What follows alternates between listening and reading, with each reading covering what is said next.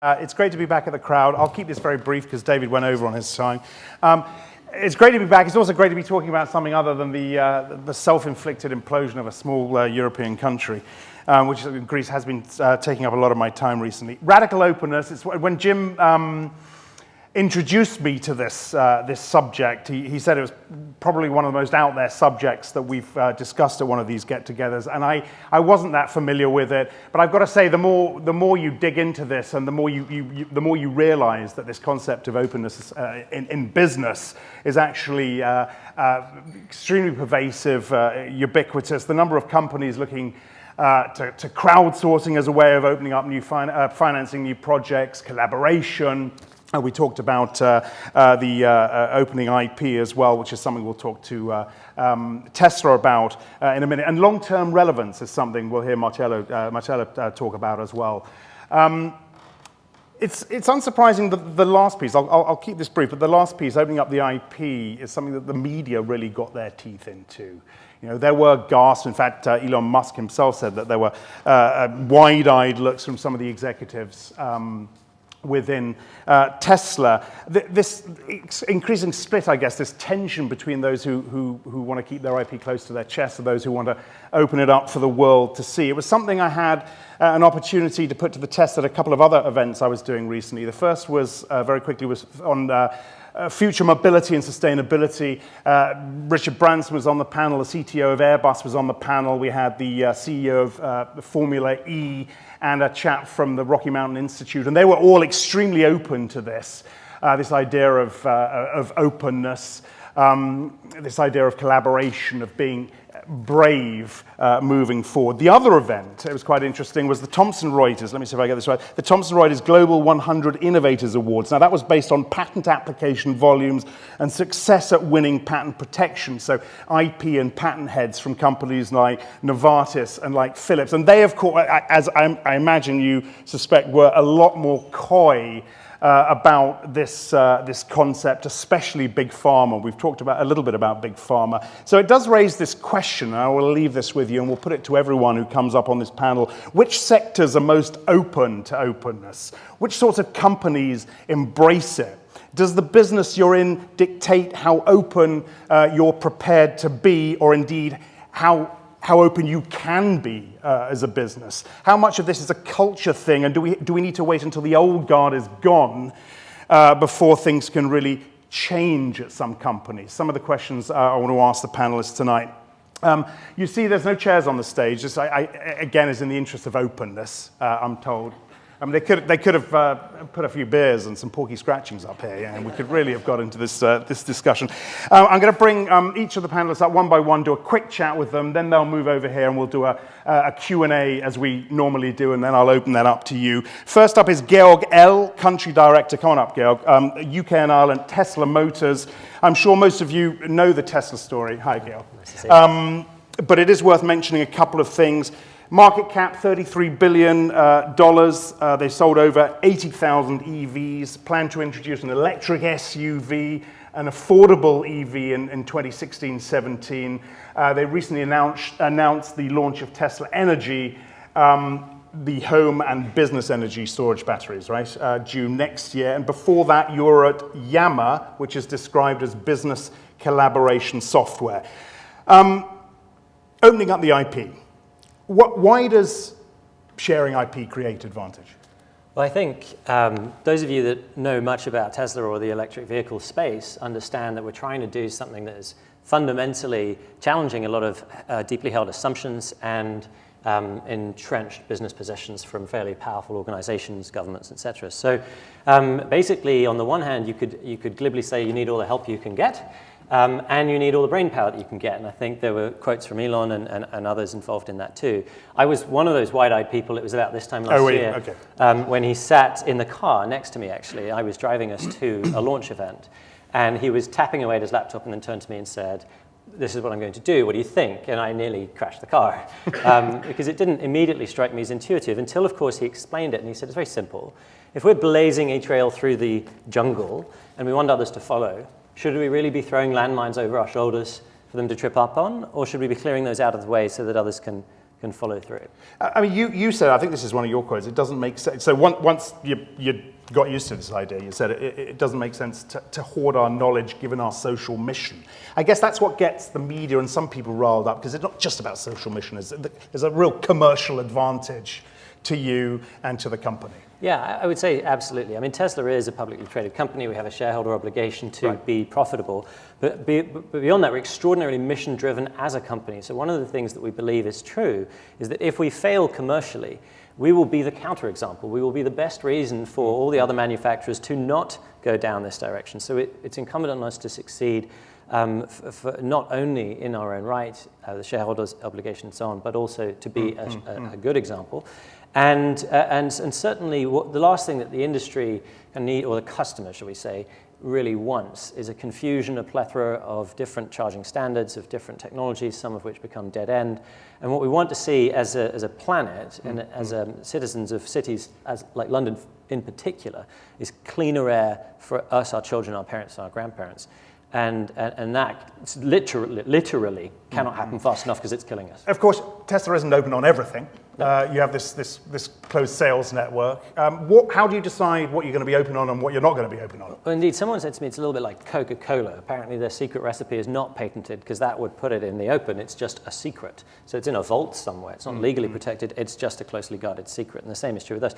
I mean, in the same way that if you're in information security, you're not always particularly open about how you defend us from information threats, for example. Similarly, there are good times to be open and not. And when it comes to our customer service experience, for example, we'd rather not franchise. We'd rather have a direct relationship with customers because what we're trying to do, A, evolve so quickly, B, is different, and C, we need to keep standards high. And so we prefer to control that. Why is, very quickly, why is more open more sustainable? Jim was saying, look, there's a link here. I was trying to work out what that link was. What is that link? Well, I suppose the barriers to entry into almost any business on this planet have become so reduced in the last few years through things like the digital revolution and the education that we're talking about now, which means that innovation can come from anywhere. And so I spend some of my time talking to big companies about innovation because they're paranoid. They don't know where it's coming from, and they're trying to figure out how they can have an ear to the ground, so to speak. So I think if you can be close with where the innovation is coming from through open communities, then you're going to know where your competition is coming from and where you might need to be innovating as well. Very, very quickly, and we'll have a chance to talk about plenty more things on the panel, but it's pretty early days, obviously. This happened, last year, was it? Yeah, last year. Did you get a sense that it's working? Did you get a sense that this was the best idea? Yeah, definitely. Yeah. I don't have specific numbers or a specific example that say this is a case where it specifically happened, but I've been told that there is good uptake and there's certainly extraordinary goodwill. I mean, one of the other side benefits to this, aside from the public relations goodwill, is internally how the staff feel about what it says about us as an organization. And that's something we will talk about, trying to get the company on board, trying to get management on board if they're not on board. Grab yourself a pint. Thank you. We'll be with you shortly. Right, next up is Marcelo Navarro, Head of Customer Innovation in the Corporate Banking Division of RBS. What's a state-owned bank doing here talking about radical openness? You've got to ask yourselves. I asked myself that. Welcome. Thank you. Well, RBS has launched its Innovation Gateway, described as a platform for delivering social, economic, and environmental change. It's a model, Marcelo says, for creating change on an epic scale. Are you doing that?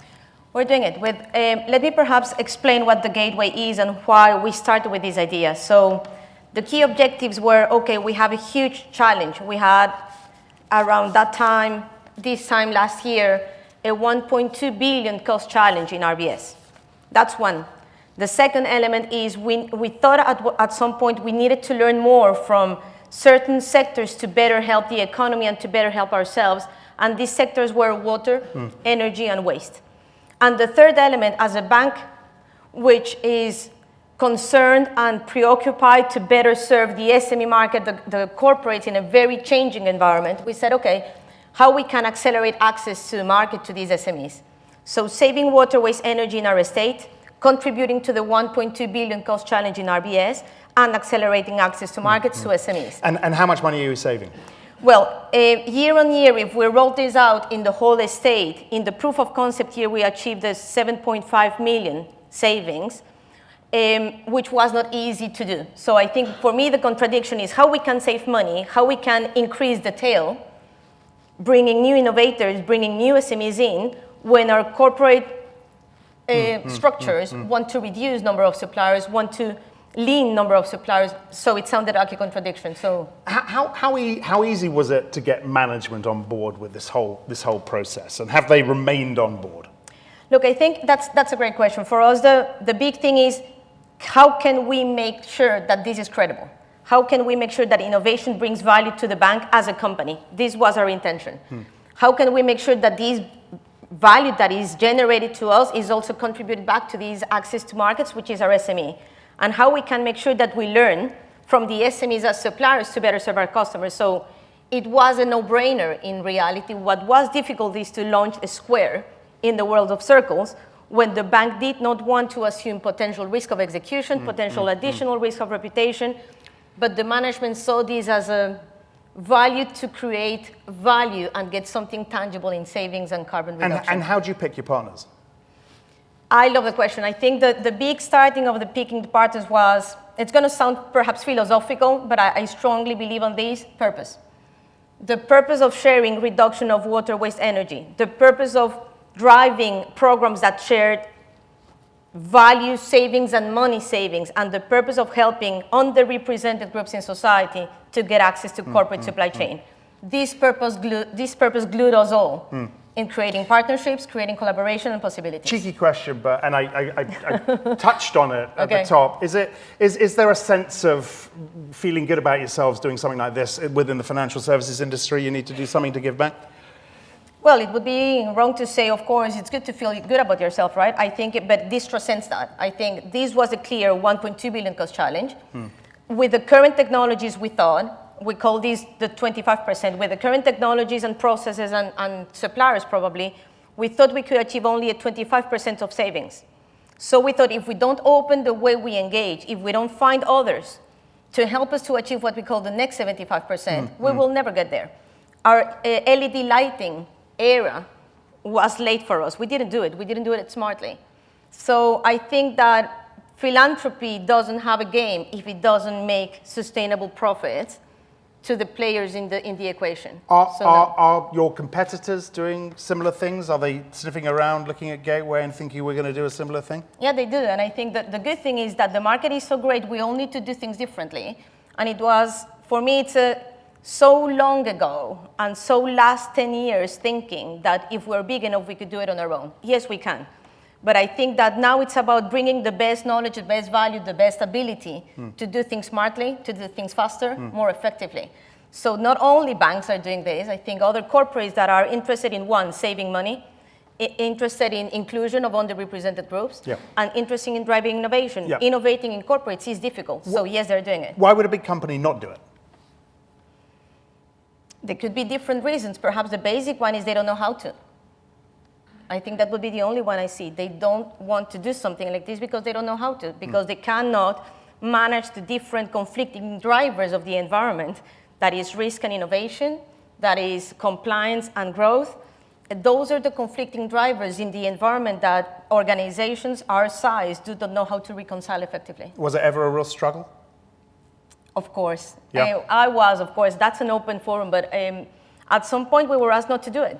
It's too risky. It's too different. It's a square, and we're a world of circles. Let's not do it. It's difficult. But I think that for me the biggest thing is, okay, probably let's try to show that the square in the world of circles makes sense.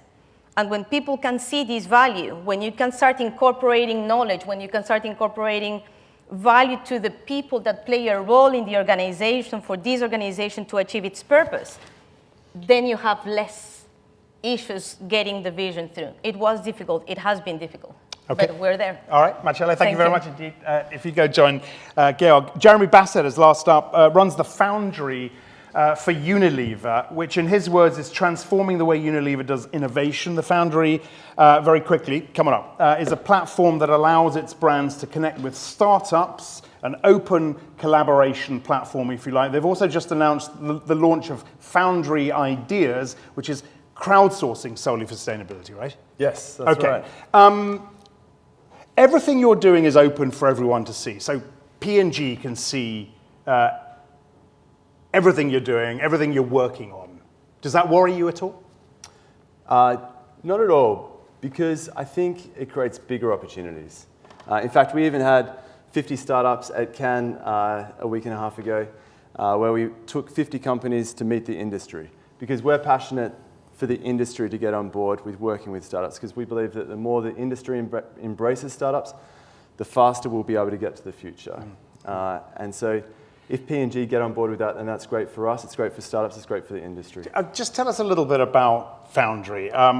60 pitches in the past 12 months, I think, is what you've had. And these are all pitches to Unilever brands, is that right? In fact, they're pilots with Unilever brands. So we've done more pitches than that. But, yeah. And so tell us a little bit about the process. How you it pick works. these, what you get out of it, what the startup gets out of it.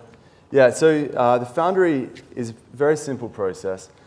We start with a brief, and we always say to our brand teams, the broader the brief, the better the brief. So come to us with what are the challenges that you're facing as a brand. And then we put that up on the Foundry website. You can have a look at it. And then startups from around the world apply against those challenges. And every time we put a challenge up, we normally look at about 80 to 100 startups as part of that curation process. We get that down to 5 or 6 companies. We bring those 5 or 6 companies in, they pitch to our brand leaders, and then we choose at least one to move into a pilot. So it's a pitch, pilot, partner. The next step after a successful pilot is a partnership. So pitch, pilot, partner model. We've launched pilots with 65 startups in the last 12 months. Of that, we've started to scale up about half of them around the world. And so for us, this is an opportunity to tap into innovative technology that we just would not have access to through our traditional partners. Right. And for the startups, it's a chance for them to scale up. And I guess the other thing is, obviously, Unilever is not a startup. You can access that startup mentality, that entrepreneurial mentality. But you're also not prepared to necessarily buy startups, right? So this is a nice compromise. Yeah, I think. Or is that a little unfair? Well, I mean, we invest very actively in startups through Unilever Ventures. And through Unilever Ventures, we've got 450 million euros under investment right now. So we do invest in startups. But I think what we're seeing is a new growth model. I mean, in the past, you've had organic growth that we've generated as a business, and that's still important. You've also had acquired growth through buying businesses, either outright or through taking a strategic stake. But what we're now seeing is this opportunity for leveraged growth, for growth that comes through partnering with others, through sharing resource, and through growing together. And that's what we talk about when we say we're helping startups to scale up. You know, I thought it was interesting, customer engagement levels with products coming out of the Foundry are way up. I found that very interesting. What does that illustrate? What does that imply is happening? So I think what's exciting here is that, and like the title for tonight's Radical Openness, right? There's a British context to that, and then there's an American, like, you know, radical, man. Right. Like, you know, we've sort of sold Foundry to the organization and perhaps broader than that as an exciting opportunity to engage with the pioneers. But there's actually a business case behind this, and that's what we're quantifying at the moment. So the startups that we're working with, we're finding that we look for 2 things. Are they more efficient, and are they more effective? And when we look against those 2 parameters, we're finding that they're bringing solutions to us that are about half the cost of our traditional suppliers, and about 40 to 50% more effective in terms of the engagement levels that we get back. So there's a tangible business case to this collaboration as well. Do you get much pushback internally, sort of higher up the ranks, working with startups, all this entrepreneurial stuff? Do you get much pushback, and how do you deal with that? And that's something we'll talk about as a panel in a second. It's been I've been at Unilever 11 years, and it's been a great lesson for me in how to move something through the organization. So I think what we do through the Foundry is nothing is mandatory or compulsory, or you have to do this. It's all, if you want to engage, then engage. So what we do is we work with what we call points of light. People in the organization who love what we're doing and are happy to support it in their part of the organization. And what we've found by doing that is that, for instance, we can engage around a third of the marketeers in any one office or environment that come on board almost immediately, and then the other 2/3 come on board, at a later stage, and that's absolutely fine. This is not something that we're forcing through the organisation. It's something that we passionately believe in. Others, thankfully, also believe in it, and then we work with those people. And just a final question, for the startup, okay, you've explained what you get out of it.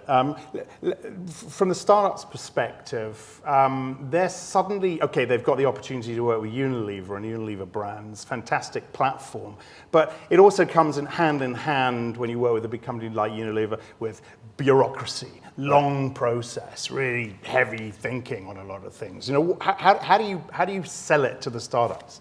Yeah, so that's a really good question because there's two parts to this. We have two targets in Foundry. One is to drive experimentation, and the other one is to transform the culture. And I think unless you take both of those hand in hand, you'll never be able to do either. So for us, this is about moving from what we call plan and perfect to a model which is much more around launch and learn. We ask the organization to take small, calculated risks to iterate in market and to evolve something from there, and it seems to be working. So that's how we've got to 65 pilots in the last 12 months. Over half of them are starting to scale. It's this mentality of think big, start small, act fast. And I think if we can embrace that as an organization, in fact, if we can embrace that as corporates, we can start to bring some of that entrepreneurialism back into our organizations, and I think there's never been a more important time for that. Okay, let's head on over here, and we're going to start our panel discussion. It is amazing, actually, when you don't have a table in front of your chairs, how naked you feel in the spirit of openness, I guess. Let me hide behind this table now. Yeah. Oh, come on up. Sorry. Yes, please, come and join us. There's a fourth cup here. I need to rescue my phone. There you go. Stand that side. Let me start with. It was a question I was going to finish with, but I'm going to start with it. What's the danger of this real push to openness? Would you say, from all your perspectives, whether you work, for a new technology, an older, more traditional company like Unilever? What worries you? What could potentially be the danger, and see this thing come full circle? I think for us. The danger is that it doesn't work. I think, and you also mentioned this, Georg, as well, like we're championing a new way of innovation. And for me, I think it's a no-brainer. I mean, the world that we live in is open. There's never been a more important time to be transparent in the way that we operate. If we're not transparent, people will hold us accountable anyway. So I think open innovation is not just a better way of innovation, it's the only way of innovation as we move forward. And for me, it's important that we prove out that model sooner rather than later so that our organization can embrace it quicker rather than being a follower. Is there a danger, David? Well, of course not. What a strange question. What is the old god so worried about then? The danger is it doesn't go far enough or fast enough, Okay. I think. And that the forces of reaction, like in Geneva, kind of stamp on it. So I think there are no limits, absolutely. We're just at the beginning. I'm with you. I think that perhaps the risk I see is not starting. Not starting open innovation is super easy because we have been used to do things on our own way for decades, buying from the same people with the same processes, with the same risk approaches. So the biggest risk of open innovation is it's really not starting. And that's... Yeah, I mean, the only thing I would add to that, because I also think the execution risk is the biggest one, but it might just be that this is an interesting societal thing. You had this trust openness split. But the arc of history says that we're becoming increasingly open, and yet trust is becoming less. So they're not wholly necessarily, there might be a correlation, and the causation, they might be slightly different. And I do think society and companies need to be a lot more sophisticated in order to, because it's much more complex, it's much easier to be directive and instructional and forceful and even violent, whether you're talking about politics or business. I mean, let me put it a slightly different way. And apologies for playing devil's advocate here, but what could prompt a backlash? Let me pose the question that way. What could prompt a backlash? What happens if... What? Referendums? Yeah. What happens if someone does infringe one of your patents and that really annoys you and you do decide to sue them and everyone says, actually, I don't know if this is going to work? Yeah, it's a subtle thing. So what we did, so just to explain for everyone, what we did actually was not to give the patents away entirely. What we said is that we would not sue anybody that used them in good faith. Right. Which is pretty a nuance, right? And so I suppose what it might be is if, let's say you wrote a virus using one of our patents that rendered all of our cars inoperable, right? Like, guess what? We're coming after you. So I think that one's an obvious case. There might be other cases that say if you use one of our patents to, I don't know, develop a best-selling hybrid car that ends up totally eating into, and then what do we do? To be honest, I think we feel like we're on the right arc of history when it comes to sustainable vehicles, and it's that conviction that led us to do what we did. Perhaps for us, the gateway, let's say one of the pillars of the gateway was opening the doors of our property for the innovators to test in our estate. So what could go wrong? Plenty, right? So I think I would divide this into big answers. Is what are the things that could create a problem out of open innovation is forgetting that we share a purpose. And I think that that's important. If we come back to bring the purpose together and to understand why we're doing what we're doing with all the different players, it's going to be one anchor to success. The second thing is, in our case, that one of our innovations blow out, exploit our branches, or that one of the innovators that we have in the data center creates a commotion in the data center. So those operational risks on the innovation, because we decided to open our estate to these innovators, that our selection process was not good enough, that our clear checkings were not good enough to reduce the risk of operation and innovation. But we bet on the risk of the innovator, not the financial risk of the innovator. Okay, yeah. This is interesting. From my time at Yammer, which was, some of you might have heard of the company, we did a sort of enterprise social network. So think of it as Facebook for businesses. And I remember having a conversation with a different global bank because they had implemented a system like ours, not actually ours, but they came to us for advice because some of their staff had started to have an open religious debate. And they were extremely concerned about what do we do? And it's not a technology question, of course, and a human one. So when you do start to work more in the open, you talked about, what made me think of it was having shared goals, is that actually some of the people that can most violently disagree with one another is people who have a shared goal, but different ways to get there, and that's tough. I guess it requires new forms of leadership. Yeah. You don't need to sell me on this, by the way. I get it. But this idea of sharing a common purpose, sharing common goals, how do you sell quite a big, let's face it, reasonably fluffy message like that to a Justin King? Sorry, Justin, but who might represent the old guard in a company? Companies here, corporates here, who have old guard chief executives and boards who just will not buy into this idea of sharing a common purpose. How do you do it? Well, I have a couple of examples. One is we've been doing it for ages, but we called it the suggestion box, and nothing ever happened to the suggestions that went into the suggestion box. So the principle has been established, but we need to execute better on it.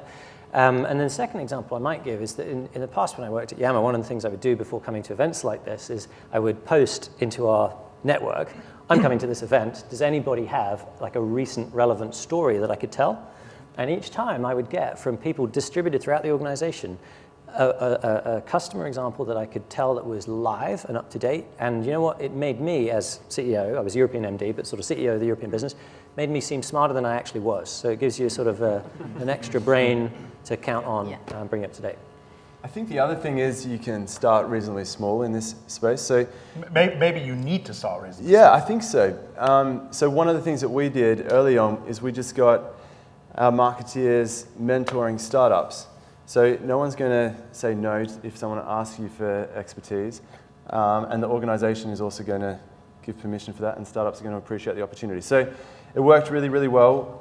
It got people talking, and when people talk, they realize people are people, and there's a way to work together. And so from there, we got our first pilots off the ground, and then from there, we launched a competition around it, and then from there, we made it an embedded way of working. And we did all of that in 18 months. So it doesn't have to take a long time, but it is important to start somewhere, and if necessary, start small.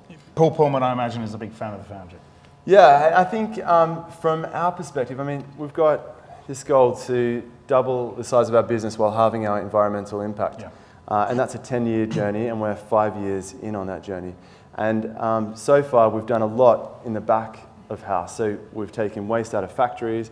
We're sourcing raw materials mostly sustainably now. But from a consumer behavior change perspective, we haven't made a huge amount of progress. We want to make showering more sustainable. We want to give people access to toilets and sanitation.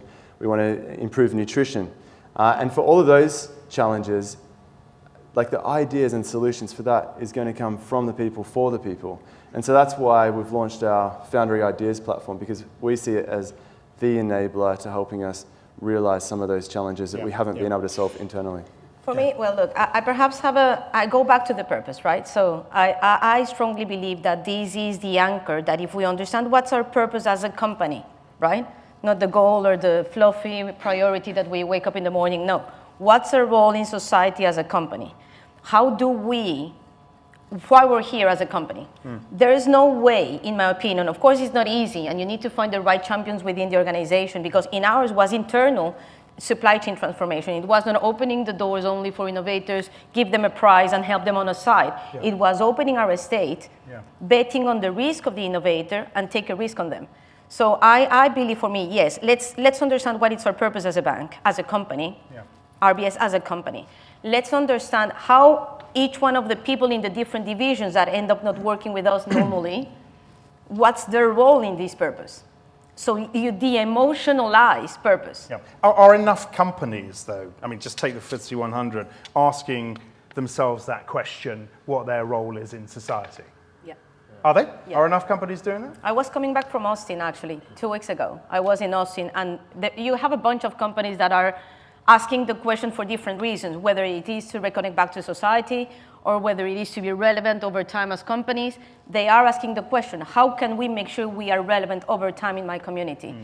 And inclusion of innovators or underrepresented groups, innovation is a way to do that. And the big ones are asking these questions now. Okay. I would say their HR departments certainly are asking that. It's becoming increasingly difficult to attract open-minded individuals, and it's a competitive marketplace. So in answer to your original question, I'd say there's a couple of carrots and a couple of sticks. The carrots we've heard about are the compelling business case, and you guys are exploring that, improving that to yourselves at the moment at Foundry, which is fantastic. The other carrots are having a connected workforce that feels it has a role in strategy, feels it has a role in decision making, and feels it is empowered to do something about it. I think that's great. The sticks are, if you're not open, your competitor will be. And where would you like to work? You know, somewhere open where you have a say, or somewhere where you get orders passed down the chain. I guess you need a company or an HR department or a management team willing to wield that stick. Indeed. Or well, I'd put it more as an invitation. Okay. Let me. At the beginning, I posed this question. I talked about those two panels. One, you know, the new technologies. The Airbus is talking about electric planes. Formula E, Rocky Mountain Institute, you know, really open to this idea. Richard Branson really open to this idea. Biggest inspiration, or one of his biggest inspirations, he told me, was Elon Musk. Then on the other side, you know, and I'm not afraid to say this was the top global innovators sponsored by Thomson Reuters or picked by Thomson Reuters.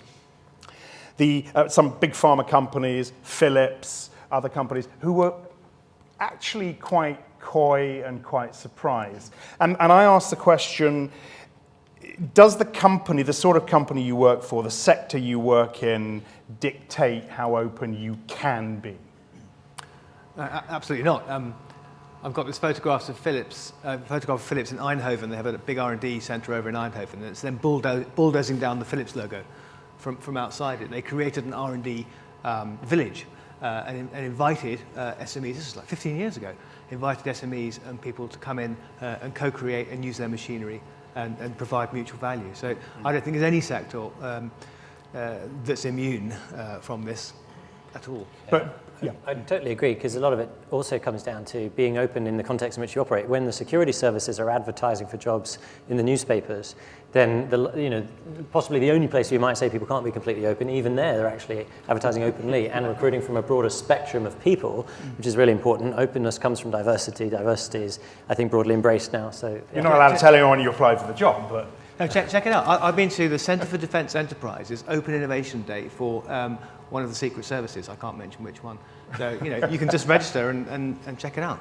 But I think there are sectors that are, my sector is not that open to innovation, not open to open innovation. I think there are some elements of protection, securities, risks that are still big anchors that have not let us, in my opinion, or regulation as another big anchor, have not let us open innovate, if that's the expression. I think we tend to put regulation as a disabler of change. And I think we have been for too long too complacent, probably for different reasons, probably because we have to, probably because we didn't need to. And when you are in a world where your industry goes along and nothing happens, customers do not switch. In this country, for example, in Latin America, they do. You don't need to open innovation. You don't need to do it. So I think there are other environment pressures to delay that trend to happen in our sector. Yeah, we talk, and I asked Georg this. I'd be interested to hear what the rest of you feel. This link between being open and sustainability. You know, should we automatically make this connection? Clearly, it seems to me from what you said, the more open business is, the faster that business innovates, the more that business leans towards sustainability. We had Mike Coop from Sainsbury's up on this stage a few weeks ago, and he said, and I got to look at my notes here, there were elements of Sainsbury's sustainability program that he was not willing to talk about as it's a source of competitive advantage for Sainsbury's. I mean, yeah. Boo, right?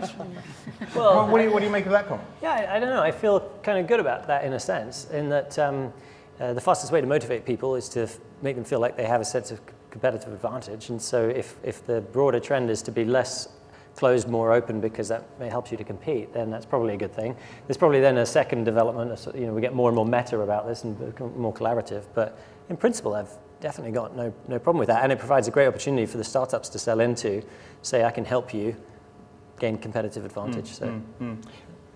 What link would you make here? Sustainability, openness. Yeah, so I think it sort of goes back to what I was saying before. If you collaborate with someone, then you're sharing a resource, which means you don't have to duplicate that resource, which means you don't have to make the investment in that resource itself. So inherently, you're already having a hugely positive sustainability impact by not having to make that investment. And so that's why I think the future of growth is much more about leveraged growth rather than necessarily organic or acquired growth, because through leveraging growth, you can leverage what other people have already invested.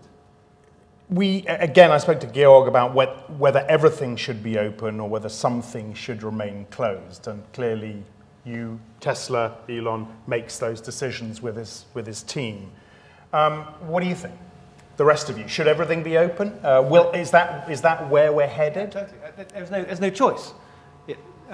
WikiLeaks has showed us that. And going back to your previous question on sustainability, this planet is in serious danger. And I think it's right that you should seek to obtain competitive advantage, interface, market their tiles as being more sustainable than the next guy. But it's showing leadership. What happens is the architects who buy those tiles specify recycled carpet tile, and then their competitors come on board. So every carpet tile that interface manufacture, which is recyclable, is multiplied. There's a kind of multiplier effect. So I do think it's about leadership, and with things as urgent as the state of our planet, I think we should be a little less competitive and a little more collaborative. And when you guys talk about Tesla social mission, and then someone comes up to you and says, closed sales network, do you feel in a year, 2 years, you'll be able to say everything's open at Tesla? Well, we try not to say, you sort of never say never on these things, just like we don't advertise today, but we've never said that we will never advertise, right? Circumstances might change. But our mission, and you could ask this to anybody in the company, down to the guy or girl that cleans your car before you pick up the keys, to the most senior executives, it's very simple: to accelerate the world's transition to sustainable transport, right? Simple as that. And that is our higher goal. So if that means that in certain respects we might be more controlling over like who we hire, who we allow to talk to customers on our behalf, then it's because that's the overwhelming goal, which we think is a sustainable I think I goal. agree with your point. I think if anything can jeopardize your relevance over time in your environment, you cannot open it. Or you can open it in a way that you understand the risks of that.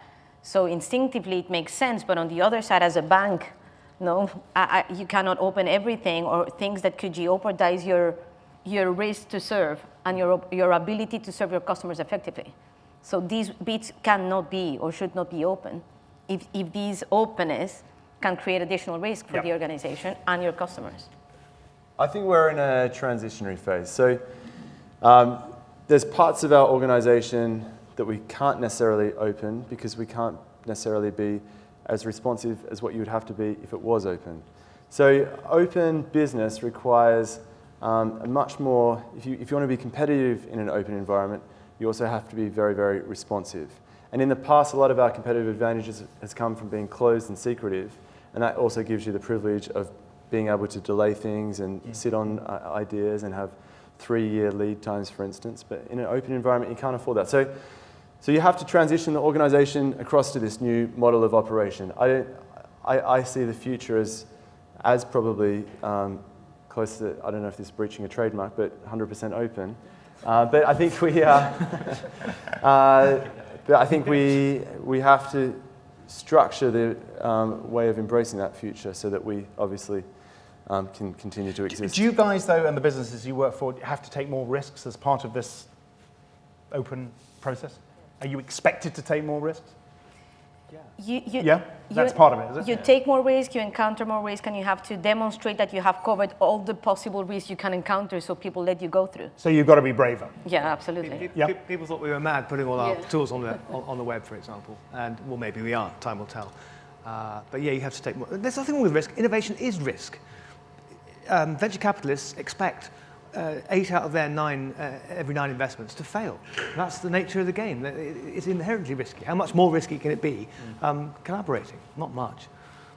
It's risky, but we have to teach our organizations to embrace the F word, to celebrate failure. Because if we can't celebrate failure, then we'll never be able to experiment or fail or learn from that. So it's risky, but we should be celebrating that, learning from that, and building on that. Okay. I mean, it's very refreshing to hear that from a big company, I've got to say, and because it's such an entrepreneurial notion that celebrating failure.